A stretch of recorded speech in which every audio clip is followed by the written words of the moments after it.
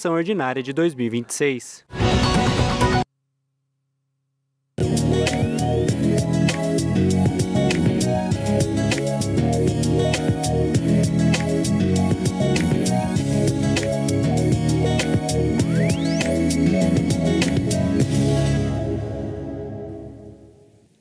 Olá, seja bem-vindo. 13 de julho, bom dia para você que nos acompanha. São exatamente 9 horas da manhã e a partir de agora você confere as principais notícias da nossa cidade. Hoje nós estamos recebendo o Alex Carneiro, subsecretário municipal de Igualdade e de Direitos Humanos, para conversarmos sobre as ações da pasta. Lembrando que você pode participar enviando suas perguntas por meio das nossas redes sociais. Elas serão respondidas no segundo bloco. Bom dia, Alex. Seja bem-vindo. Muito obrigado pela sua presença. Eu que agradeço o convite, tá?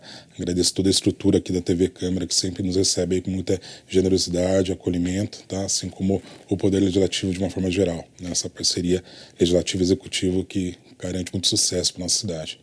Bom, Alex, antes da gente começar falando sobre a subsecretaria em si, eu queria falar um pouco de você, né?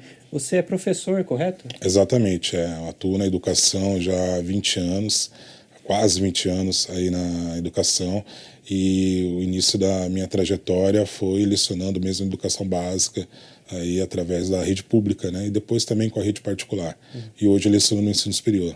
E quais disciplinas você lecionava aqui ou você leciona hoje? Minha primeira graduação foi em filosofia, né? E aí filosofia acabou abrindo as portas para outros componentes curriculares da área de ciências humanas, né? Tanto sociologia, história, mas o meu mestrado ele foi em educação, que acabou oportunizando também para que outras áreas como a própria pedagogia, o trabalho com o direito, entre outros cursos, né, de cursos superiores aí da área de ciências humanas também eu pudesse ter uma abordagem aí em algumas disciplinas. Bom, e essa sua experiência, né, na sala de aula te aproximou desses assuntos relacionados a direitos humanos? Tudo mais? Muito, né? Uma percepção que acaba sendo um fato, uma realidade, que precisa estar muito concreta na vida do professor, que o aluno ele não tem um casaco dos sentimentos, das emoções, da qual ele vai deixar na porta da escola ao entrar numa sala de aula. A aprendizagem ela está intrinsecamente ligada aí com várias questões que afetam esse estudante, seja ele do extrato social que for, mas que afetam ele, que atrás e que isso acaba trazendo implicâncias para a aprendizagem, às vezes positivas e às vezes não tão positivas assim. Bom, e você, né, hoje em dia como subsecretário, você já atuou antes no poder público? Não, já atuei porque o início do meu trabalho como professor já foi no setor público, né? Depois que eu fui para a questão do setor privado também. Mas anterior ao trabalho como docente, já tenho uma trajetória desde os 14 anos trabalhando no setor privado. Só mais tarde, após a graduação, que eu entrei no setor público, então esses 20 anos de docência foi concomitante trabalhando no setor público, mas na esfera estadual. Algumas vezes com interfaces e diálogos também com o poder municipal, mas em geral como servidor público de carreira no estado. Bom, e você falou que atua hoje em dia no ensino superior, né? Em qual área você atua? Trabalho na área de pedagogia, né, formação de professores. Até bem pouco tempo atrás também trabalhava com direito, mas em especial nos últimos 2 anos venho me aprofundando mais na pedagogia, e são várias disciplinas, né, vários aspectos que a gente vai abordando aí essa qualificação profissional docente. Bom, agora falando como seu exercício como subsecretário, há quanto tempo você está à frente da pasta? Eu entrei no dia 13 de fevereiro, né? Então estou aí há 5, 6, quase indo para 6 meses aí de trabalho na subsecretaria de Igualdade e Direitos Humanos. E você já teve essa experiência anteriormente de assumir uma pasta?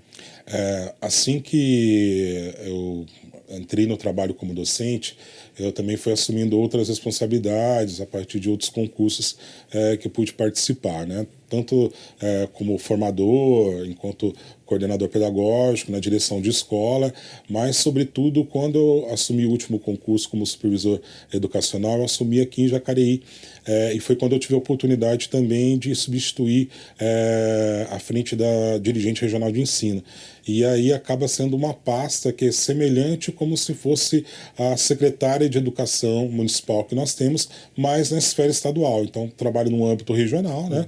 Pega 6 municípios, aí de Jacareí até Arujá, né? Envolvendo Santa Isabel, Igaratá, Santa Branca, Guararema, e por aí vai até chegar em Arujá, né? E Jacareí acaba sendo o carro-chefe até por tamanho da cidade. Então, tive essa oportunidade de me aprimorar enquanto gestor em termos regionais a partir dessa experiência. Bom, então é um trabalho ainda jovem, né? Cerca de 5 meses, 5, 6 meses aí. Isso. E como que você avalia esse período seu até o momento? Bem positivo, no sentido desafiador, né? É uma coisa que, enquanto profissional, eu acredito que nosso aprimoramento está justamente nessa oportunidade de abraçar desafios e fazer com que eles tenham concretude na vida das pessoas.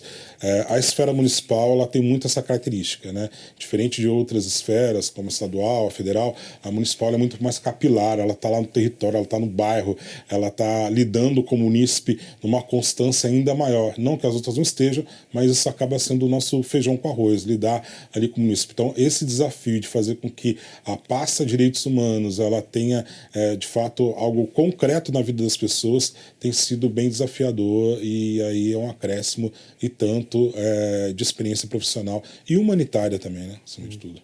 Perfeito, Alex. Peço licença, a gente já retorna para conversar mais. Okay. A vacina Pneumo 20 agora se encontra disponível gratuitamente pelo Sistema Único de Saúde. Confira os detalhes na reportagem. Jacareí passa a contar com um novo reforço contra a doença pneumocócica, a vacina Pneumo 20. A Pneumo 20 é uma importante vacina recentemente incorporada no Sistema Único de Saúde que protege, diferentemente da Pneumo 10, de 20 sorotipos diferentes do pneumococo, uma bactéria que causa principalmente pneumonia, meningite, otite, sinusite, principalmente em pessoas mais vulneráveis. Então, com a mudança, o calendário vacinal infantil do SUS também passa por uma atualização.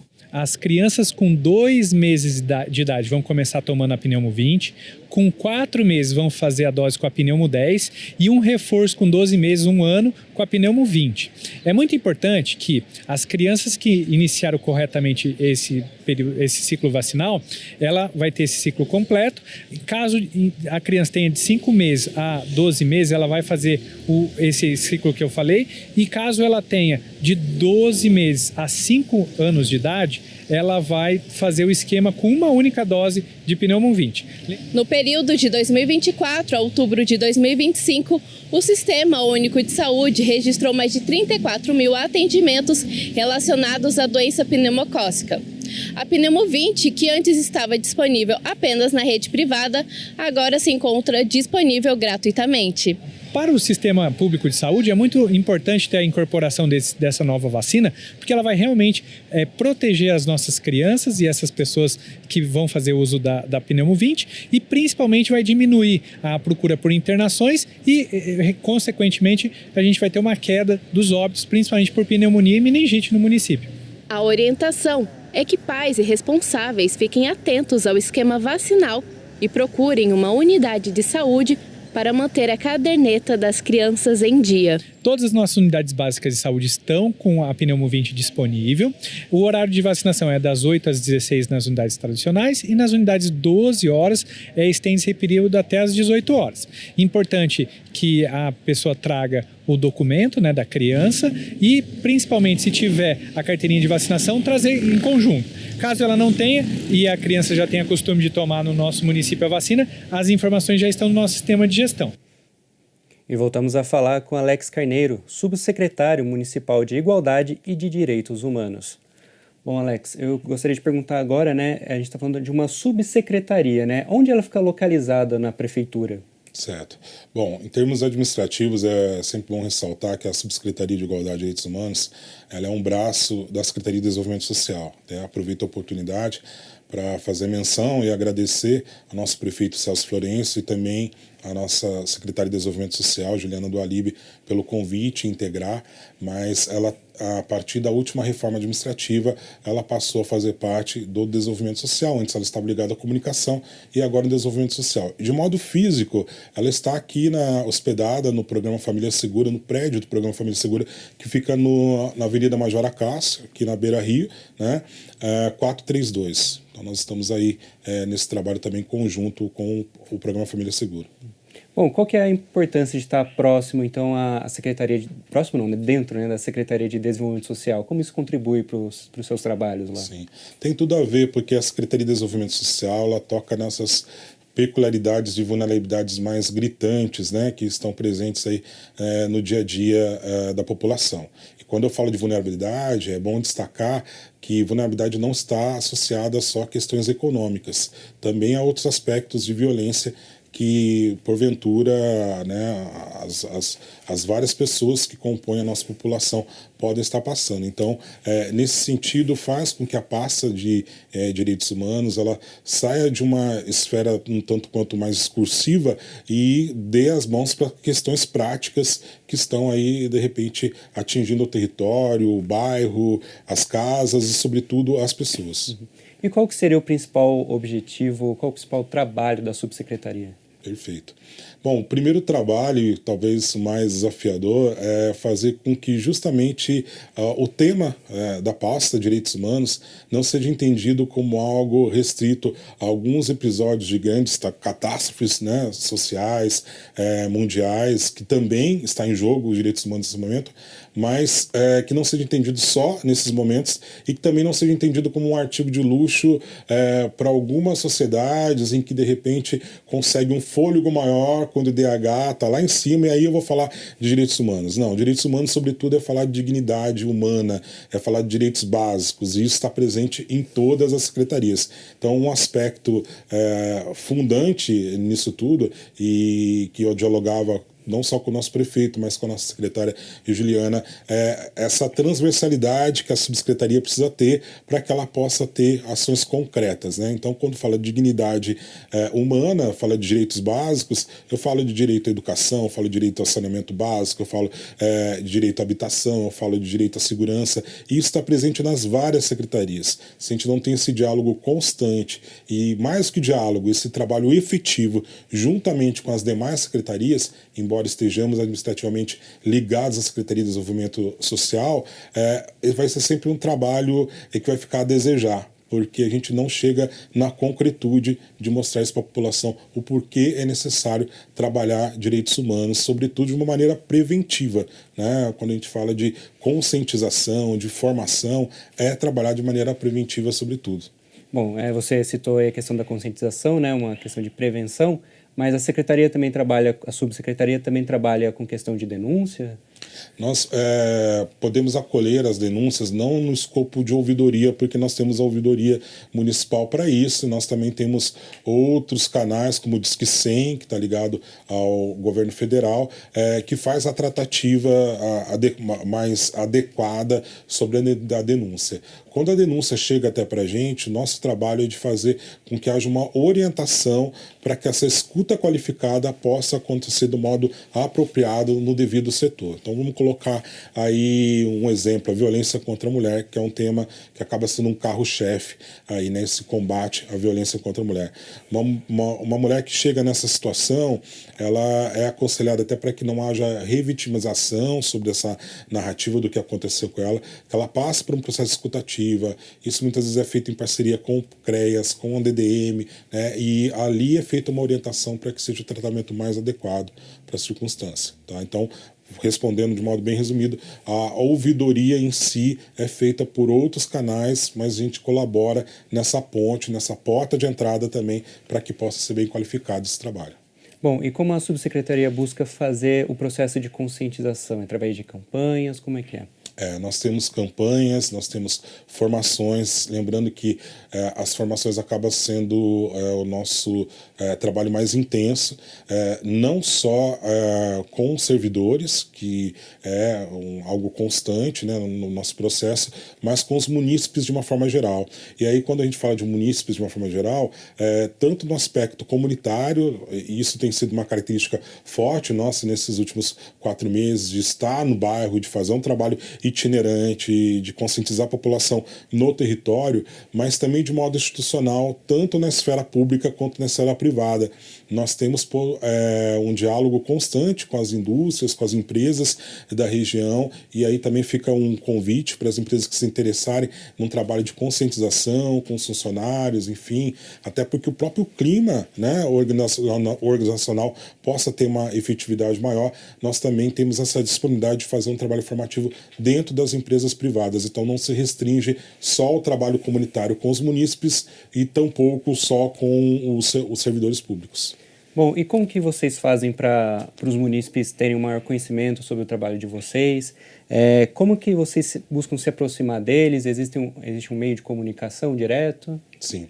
Nós temos o canal oficial de comunicação, até através da Secretaria de Comunicação. Agradeço muito, né, aí pela pessoa, nosso secretário Delter, que tem sido um grande parceiro nesse processo de comunicação das nossas ações. Esse acaba sendo um primeiro canal de comunicação oficial, mas nós estamos enxergando também uma efetividade muito grande com as lideranças comunitárias dos bairros. Então, o acesso a essas lideranças comunitárias dos bairros, ou mesmo de instituições que estão, equipamentos públicos que estão nos bairros, como o BS, o CRAS, escolas, enfim. Ali a gente tem um agrupamento de pessoas onde a comunicação acaba sendo mais eficiente, mais capilar. Então, a divulgação do trabalho, tanto no sentido de mostrar espaços de acolhimento, como também no sentido de divulgar a conscientização, a formação, tem sido até mais eficaz. Perfeito, Alex. Peço licença e a gente já retorna para conversar mais. Perfeito. E a partir de hoje passa a valer o novo valor da tarifa do transporte público em Jacareí. Os valores passaram de R$ 4,20 para R$ 4,50 para quem usa o cartão de transporte ou faz o pagamento com débito e crédito. Quem usa o dinheiro, o valor vai para R$ 5,00. Segundo o decreto, esse é o primeiro reajuste da tarifa social desde setembro de 2019. A administração municipal justificou o aumento pelos custos do sistema de transporte, os impactos da pandemia e a necessidade de manter o equilíbrio econômico financeiro do serviço. Os créditos comprados até ontem com o valor antigo poderão ser utilizados normalmente por um período de 30 dias. Após esse prazo, as viagens remanescentes serão cobradas com as novas tarifas. Agora, mudando de assunto, Jacareí reforçou as ações de conscientização e fiscalização contra o descarte irregular de resíduos. Além da nova lei, a população pode utilizar os leves espalhados pela cidade para fazer o descarte correto dos materiais. Confira os detalhes na reportagem. O descarte irregular de resíduos em ruas, ciclovias e terrenos públicos ainda é um desafio em Jacareí. Para tentar reduzir esse tipo de situação, foi aprovada a Lei Complementar do Legislativo número 1 de 2025, de autoria do vereador Valmir do Parque Meia Lua, que prevê multas para quem for flagrado jogando lixo em locais proibidos. O ano passado, 2025, eu fiz esse projeto e foi votado pelos os 13 vereadores. O que acontece é o seguinte, acontece que hoje tem a ciclovia na cidade de Jacareí. Então, a gente acrescentou essa lei. Quando tinha lei, não tinha ciclovia. Hoje tem ciclovia no Jardim Paraíso, Parque Meia Lua, tem Parque Imperial, todos os locais da cidade têm ciclovia e ainda vai fazer mais.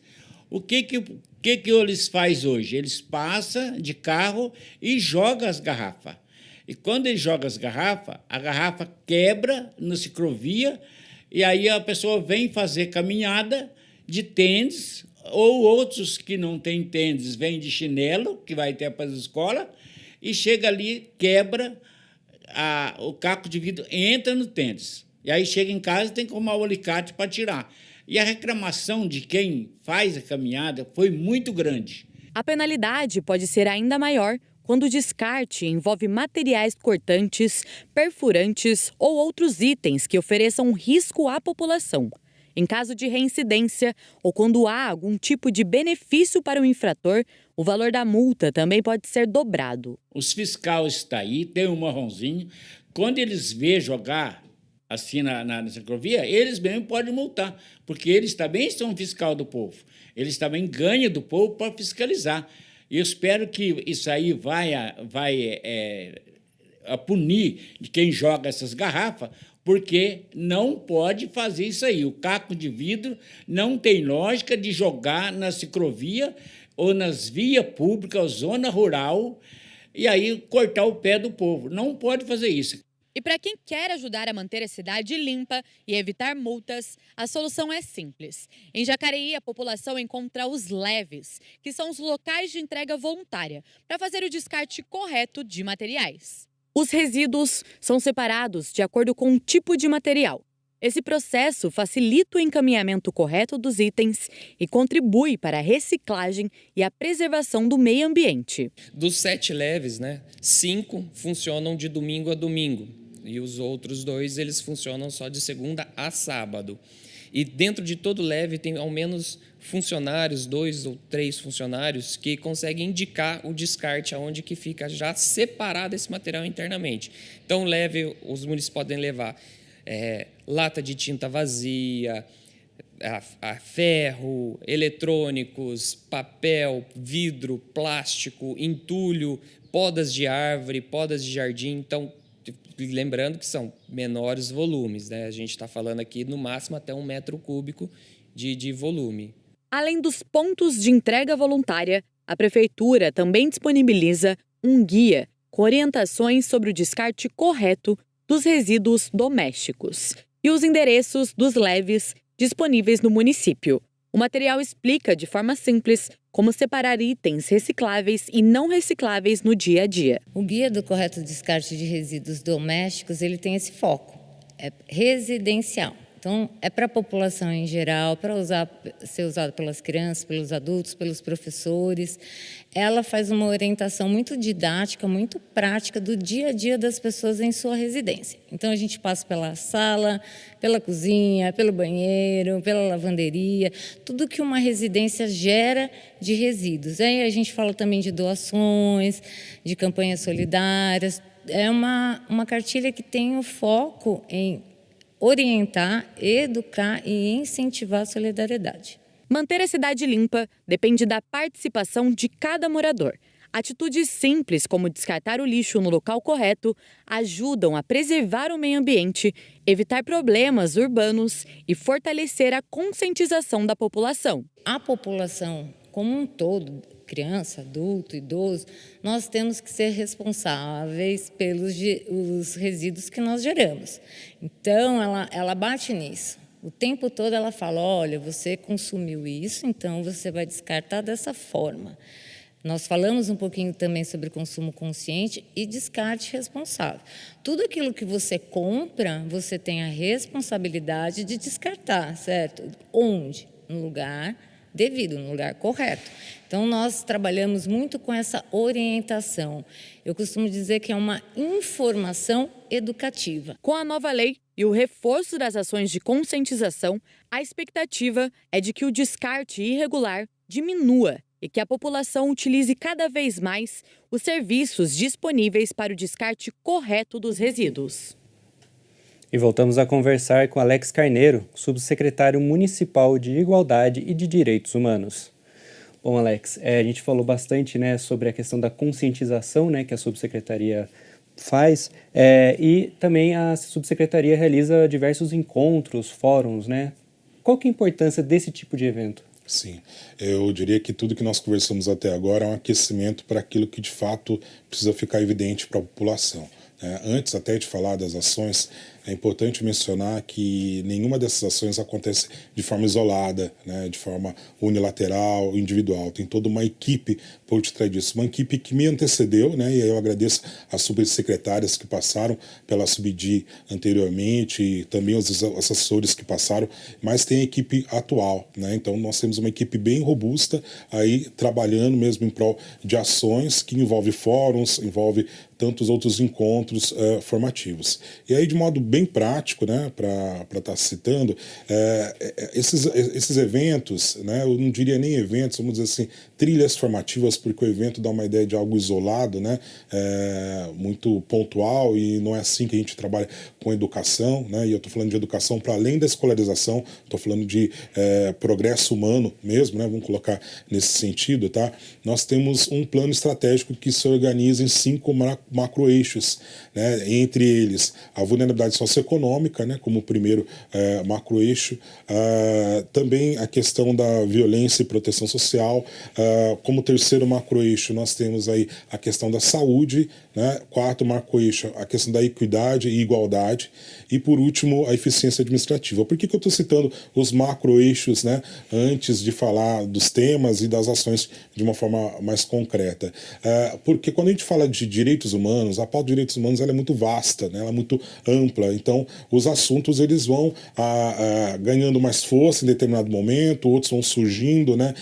Existem questões que de repente a nossa sociedade não discutir e que passa a discutir em determinado momento, né? Existem processos migratórios, até de chegada de questões do nosso território também, que pode surgir uma demanda nova, né? Vamos colocar aí, por exemplo, a própria questão da migração, seja de povos itinerantes, seja de estrangeiros, etc., que traz discussões novas, né, uma questão por aí, mas de maneira bem concreta, né, dentro desses 5 macroeixos que eu mencionei aí, nós temos de modo muito clássico a questão do letramento racial, né, que é o combate em relação a posturas muitas vezes enraizadas, seja estruturalmente, institucionalmente, né, em relação à questão de racismo, entre outras questões aí que estão relacionadas ao quesito raça-cor. Então isso é algo que nasceu com a Subdi e continua ganhando força. Então, de modo concreto, nós já tivemos aí 2 fóruns, um primeiro ano passado, o segundo esse ano, que são fóruns de característica regional, inclusive Jacareí ganha a partir disso um caráter até de vanguarda nesse sentido, mas também de liderança regional nesse debate, nesse esforço para se consolidar enquanto uma cidade antirracista. Esse é um último fórum nosso, a presença foi por volta de 450 pessoas. Né? Mas para além desses fóruns mais amplos, né, que são espaços mais coletivos, existe esse letramento racial acontecendo nos equipamentos, principalmente o desenvolvimento social, e agora nós estamos partindo para a saúde. Além da educação, está trabalhando isso. Né? A Subdi acaba sendo um parceiro da educação nesse processo. O Plano Municipal de Igualdade Racial, que vem caminhando aí para uma maturidade, agora nós já estamos para uma etapa de fazer um trabalho mais de divulgação coletiva para que a sociedade também possa contribuir. Né? O Conselho de Igualdade Racial ele é muito ativo aqui na cidade, então a Subdi acaba sendo aí uma parceira muito importante nesse processo, tá? Mas nós também temos aí como algo que não é tão recente, mas que a gente vem intensificando a questão da igualdade de gênero através do combate da violência contra a mulher. O programa Família Segura, ele sai de um aspecto só de receber as vítimas de violência, mas parte também para uma ideia preventiva. Eu estou tocando muito nesse tema prevenção e ele pode de repente parecer um pouco abstrato, mas ele acaba tendo uma concretude até maior, porque quando eu falo de prevenção, eu estou evitando judicializações, eu estou evitando um leito de hospital a mais que poderia estar sendo usado por uma questão de violência, eu estou evitando N violências que teria muito mais custo. Né? Quando a gente fala de um plano estratégico, acima de tudo a gente está falando de ajuste fiscal. E não é um ajuste fiscal simplesmente pelo aspecto econômico de forma isolada. Não, é para que os equipamentos públicos possam ser menos tensionados, né, nas suas demandas, e aí ter mais fôlego para tratar a saúde social, e aí de uma forma bem mais ampla, muito mais completa do que entender só na saúde biológica, que a gente possa ir além. E, por falar nesse aspecto, uma outra frente de trabalho que nós estamos com muita força nesse ano, nesse primeiro semestre, e que continuaremos, é a questão do cuidado ao idoso. Então, junto aí com a Secretaria de Esporte e Qualidade de Vida, um abraço ao secretário Dude, que tem sido um parceiro muito importante conosco nessa frente, é o trabalho com o idoso. Nós temos aí o projeto Maturidade com Dignidade, que já está a todo vapor, em ação, já indo para 6 encontros esse trabalho. E no que consiste esse trabalho? Trabalhar justamente a questão do Estatuto do Idoso na prática, né? Como eu posso me proteger na prática? A partir desse projeto, nós já tivemos desdobramento de um outro projeto, que é o Sabedoria Conectada, também voltado à população idosa, que muitas vezes é vítima aí, de violências cibernéticas do mundo virtual, através de golpes e, enfim, das mais variadas formas, né? Então, é um trabalho consistente também com a população idosa, que aí, juntamente com questões étnico-raciais, a questão da proteção de gênero, né? A violência contra a mulher e agora a população idosa, e nós também temos aí outros aspectos que se desdobram disso, né? O fórum, e aí fica um convite, vai acontecer agora nessa próxima sexta-feira. Para quem tiver interesse, depois pode até deixar o e-mail da Subidi, né? SUBIDH, depois vai ficar na tela aí, @Jacareí, né? Então tem todo para completar aí, .sp.gov.br. Quem tiver interesse pode mandar e-mail para lá, que é o nosso fórum de diálogo interreligioso.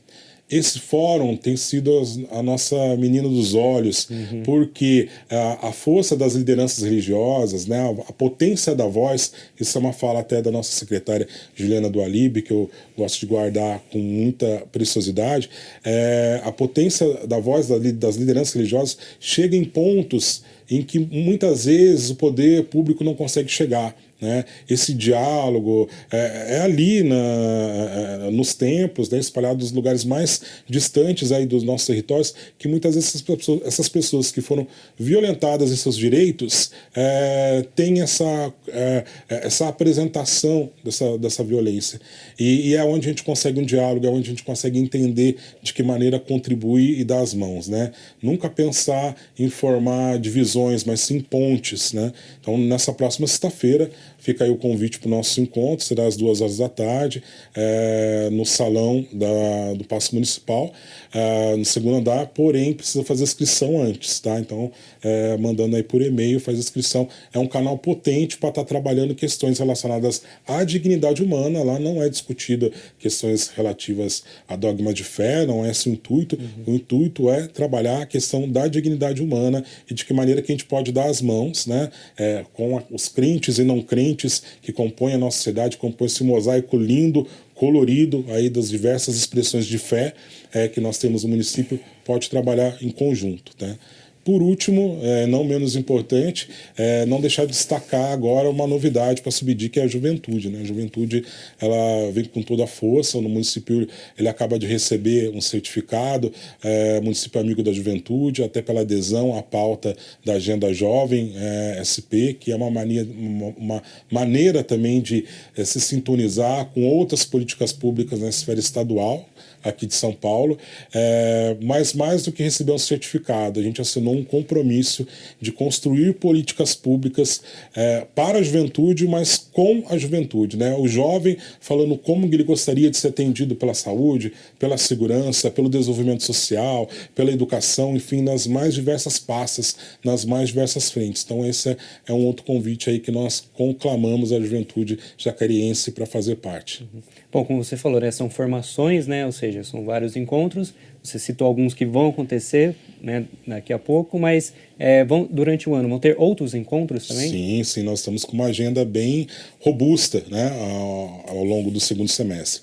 Então nós teremos encontros aí tanto ao longo dessa segunda quinzena de julho, mas adentrando agosto até dezembro, a Subidi não para, ela continua, até porque as demandas só intensificam. Na medida em que nós abrimos a porta para determinado assunto, outras questões vão chegando também.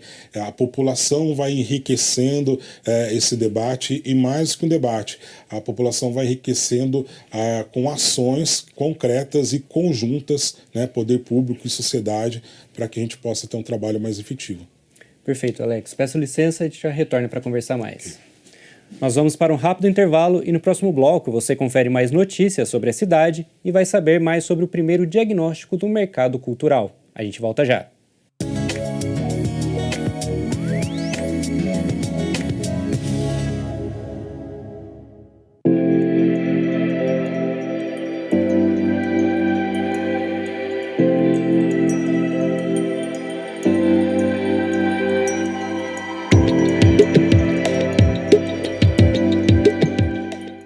A Câmara Municipal de Jacareí conta agora com o WhatsApp para atender você.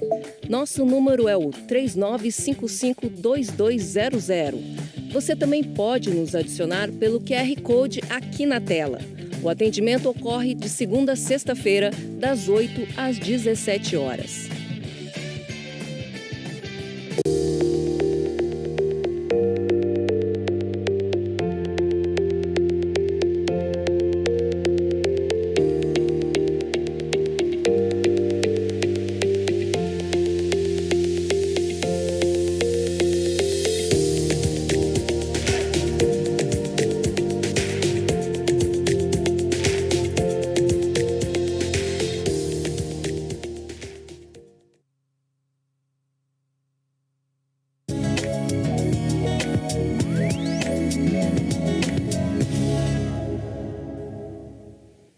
Estamos de volta e a TV Câmara acompanhou a blitz educativa promovida pelos agentes de trânsito mirins. A iniciativa reforçou a conscientização sobre segurança viária e cidadania, envolvendo estudantes e motoristas em uma ação de aprendizado e responsabilidade no trânsito.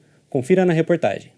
Com colete, crachá e muita responsabilidade, os agentes de trânsito mirins assumiram uma missão especial: conscientizar motoristas sobre a importância de atitudes simples que ajudam a salvar vidas no trânsito. Os mais antigos não tiveram essa oportunidade de ter educação para o trânsito nas escolas. Então, eles aprendem, eles gravam e eles cobram, especialmente dos adultos, dos pais, dos responsáveis, usar cinto, cadeirinha. Então, eles ficam de olho, velocidade, e eles falam o porquê que é necessário cumprir a regra. Não é por causa da multa, é por causa da vida deles e a dos adultos. Antes de participarem da blitz educativa, os estudantes passaram por uma formação com aulas teóricas e práticas sobre segurança viária. A proposta é estimular a consciência no trânsito desde a infância. A gente faz 4 encontros em sala de aula e aí a gente sai com eles para a rua para ver como funciona na prática. Então eles abordam os motoristas, verificam a condição do veículo e aí entrega no final o relatório completo. Se precisar arrumar alguma coisa, aí já fala com o motorista, olha, precisa melhorar aqui.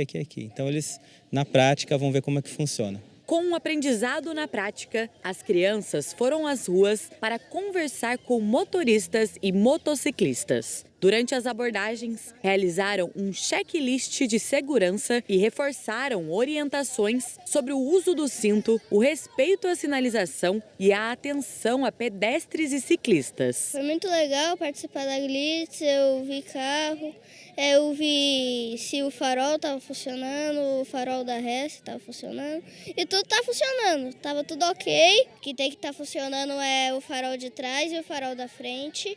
E tem que estar com cinto. A maioria da pessoa da frente ou a maioria da pessoa de trás precisa usar o cinto. Eu aprendi que tem que andar com cinto de segurança, tem que andar com capacete de moto. A gente aprendeu que sempre tem que usar o cinto de segurança, capacete na bicicleta, na moto e sempre ter muito cuidado. Quem passou pela blitz pôde acompanhar de perto o envolvimento dos alunos. Nossa, eu gostei, foi legal elas perguntando, sabendo tudo, olhando seta, tudo certinho, o que precisa, as coisas importantes e necessárias. Isso é bom saber desde novo que quando é criança, vê até o pai fazendo errado já corrige, né? Porque na inocência deles, eles já corrigem automático. Então isso é muito bom. A ação nas ruas foi apenas uma das etapas do projeto. Agora, os participantes aguardam a conclusão da formação e a entrega do tão esperado crachá de agentes de trânsito mirim. Então agora a gente tem mais uma aula que é no Parque dos Eucaliptos. A gente vai na minicidade, leva eles para andar de bicicleta, toma lanche, brinca bastante. E lá eles aprendem também a sinalização, como eles aprenderam em sala. Eles vão olhar lá na minicidade a sinalização, respeitar as regras e andar de bicicleta também, para eles entenderem como funciona. Que afinal de tudo a gente entrega o crachá com a foto deles, o nome, um certificado, e eles guardam isso para o resto da vida. A gente tem experiência já de criança que está no segundo ano, né, já está no ensino médio, e me falou, olha, você foi meu professor lá no 4º ano, eu tenho ainda o certificado. Então é bem legal, e eles se lembram e guardam mesmo, eles levam isso para a vida.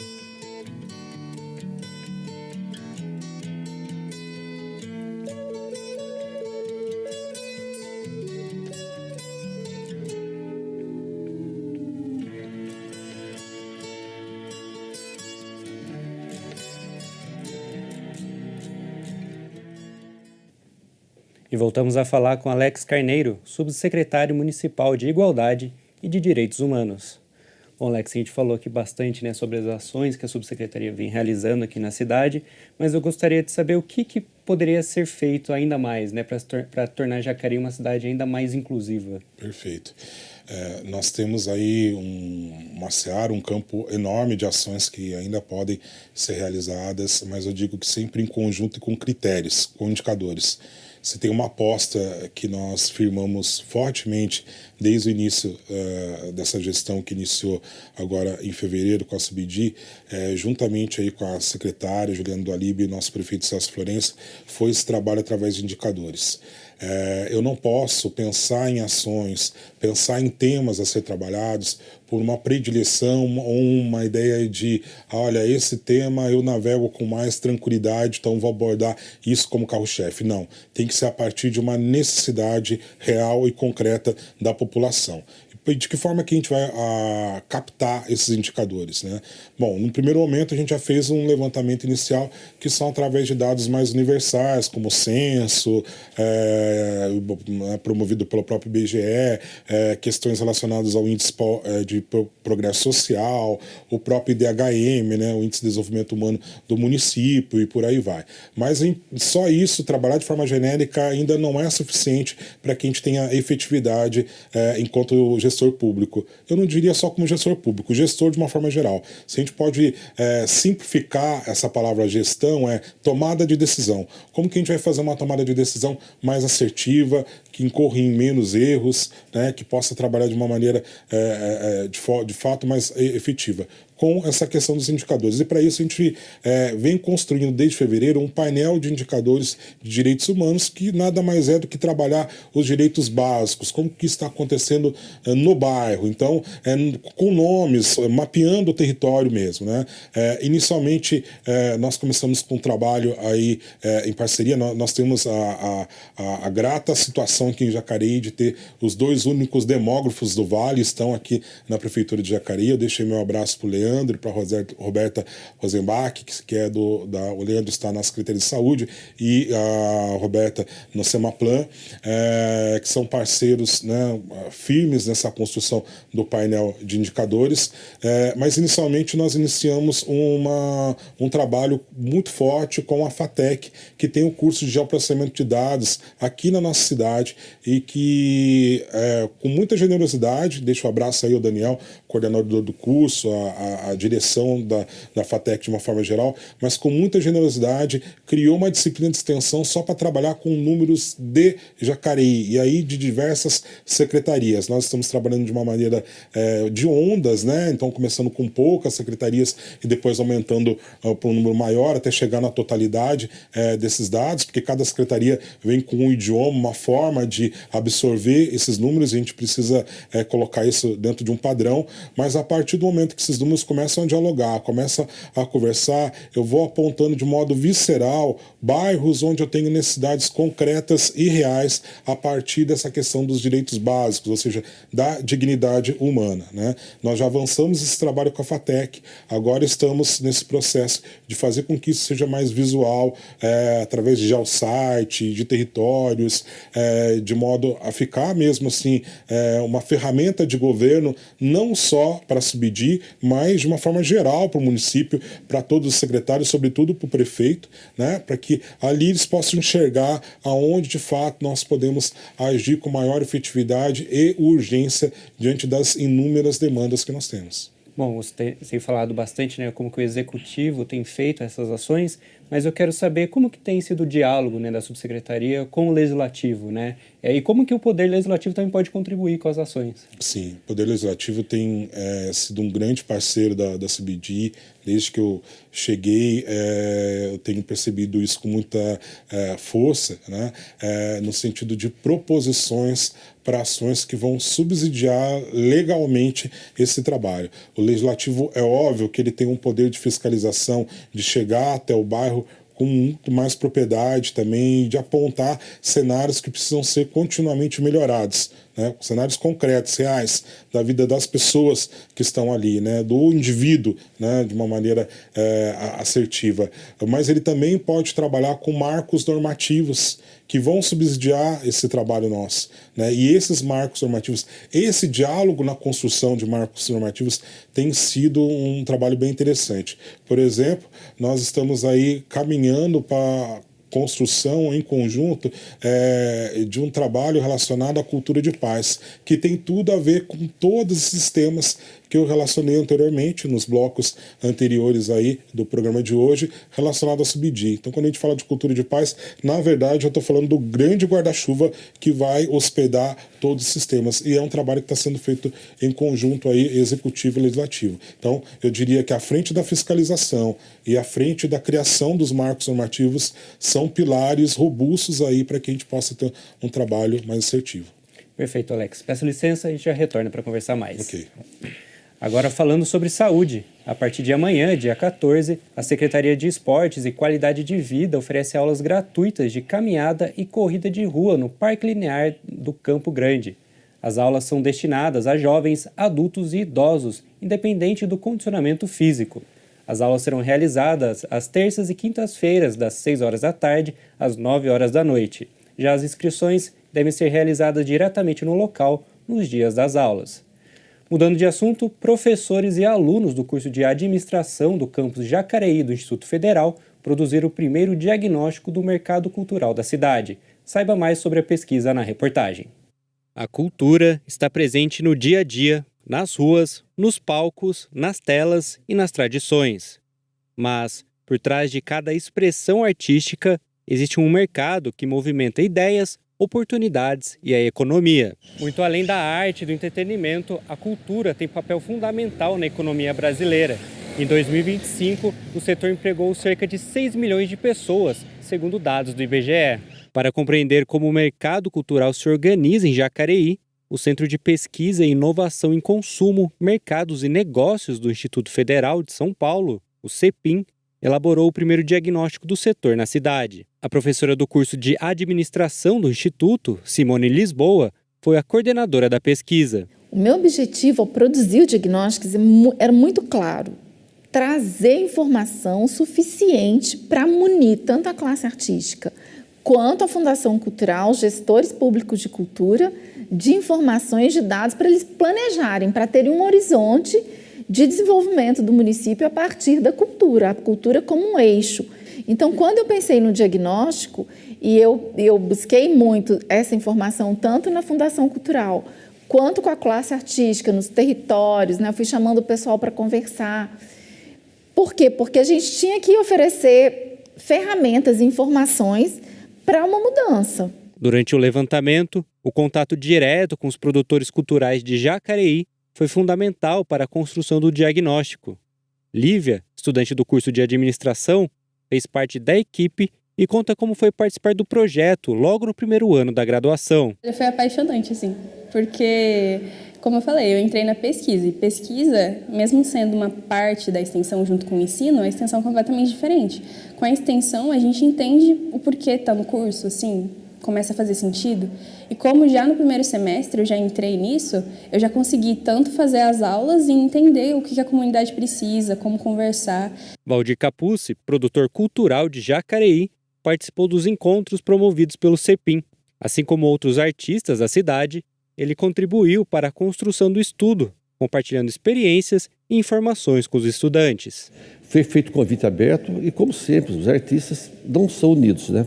Aparece 1, 2 cada cadeira, só que é o seguinte, o grande trunfo desse projeto foi que sempre tem reunião, a gente tira para brigar, é normal, certo? Lá não, houve diálogo, né? Todos puderam participar do problema de todas as cadeiras. Então, sobre a aprendida da capoeira, tá?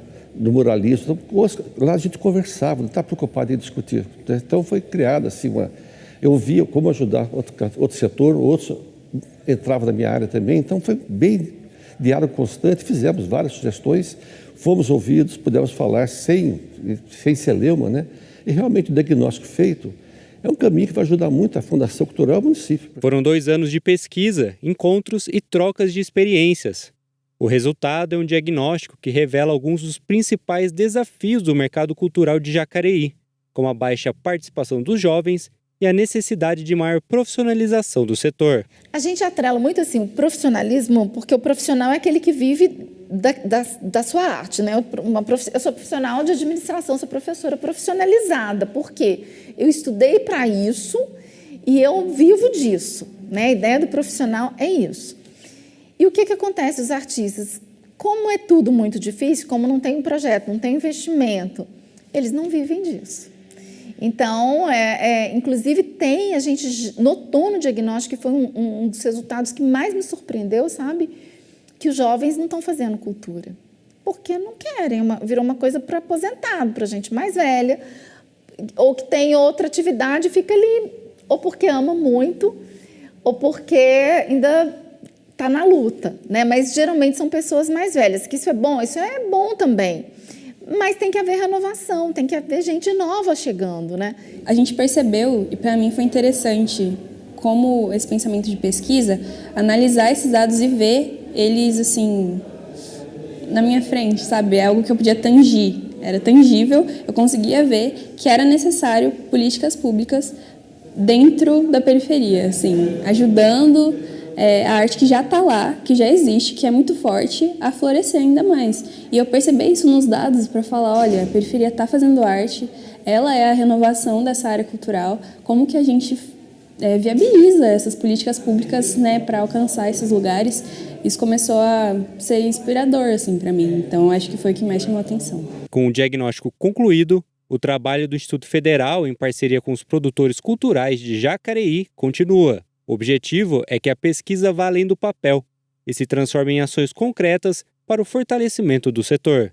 O ano passado a gente ficou se encontrando e discutindo esses problemas e hierarquizando o que é fundamental de resolver primeiro, sabe? Meio que dando um plano de ação para curto, médio e longo prazo. Eles entendendo a própria realidade. E aí surge o aplicativo.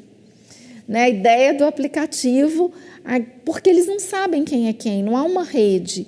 E a gente percebeu muito, e o diagnóstico traz um resultado assim, que a existência das MEIs, falta de incentivo para espaços culturais, fez que os artistas se individualizassem e começassem a ter produções pequenas, menores mesmo, e individuais, sozinhos, o que é péssimo para a cultura.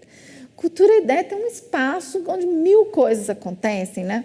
E eles se dialogam. Então, esse espaço nosso foi esse, da rede. Como foi feito o trabalho, com muito diálogo, que agora, quando for entregue oficialmente a Fundação Cultural, né, que também continue esse diálogo agora em outra esfera, né, porque nós demos muitas opções. Realmente, o diagnóstico está bem feito, tá?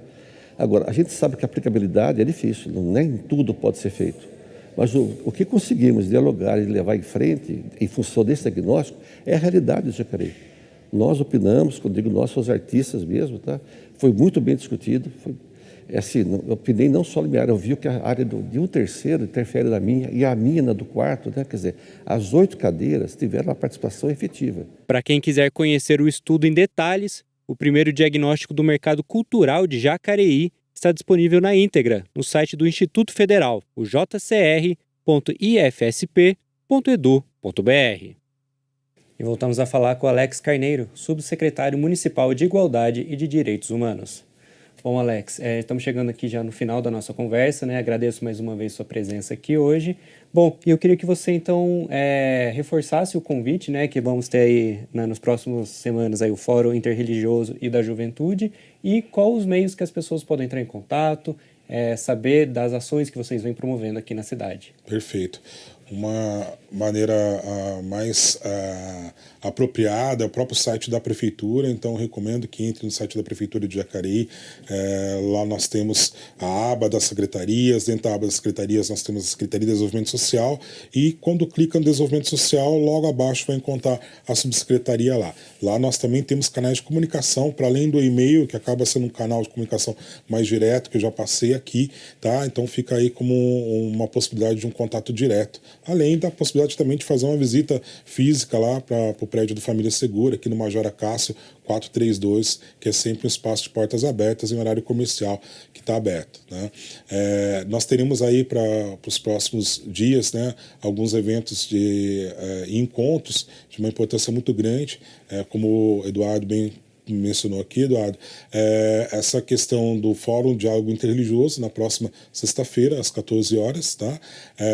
E também na outra sexta-feira, dia 24, o encontro com a juventude, para que a gente possa trabalhar aí de maneira mais efetiva. Só gostaria até de ressaltar, não só a questão do local do encontro, né, o horário do encontro, será às 15 horas, no auditório do Paço Municipal, na sexta-feira, dia 24, mas vamos ressaltar, até para a gente valorizar a importância desse encontro, Jacareí faz a adesão dessa agenda e ganha esse certificado Município Amigo da Juventude, num grupo seleto de mais ou menos 60 municípios. Só vamos lembrar que São Paulo é composto por mais de 500 municípios, então nós estamos aí num trabalho bem de vanguarda e ao mesmo tempo um trabalho de liderança regional para que aqui a gente possa ter primeiros passos de um trabalho sincronizado com o Estado, não que isso já não estivesse acontecendo em outras pastas, como cultura, esporte, enfim,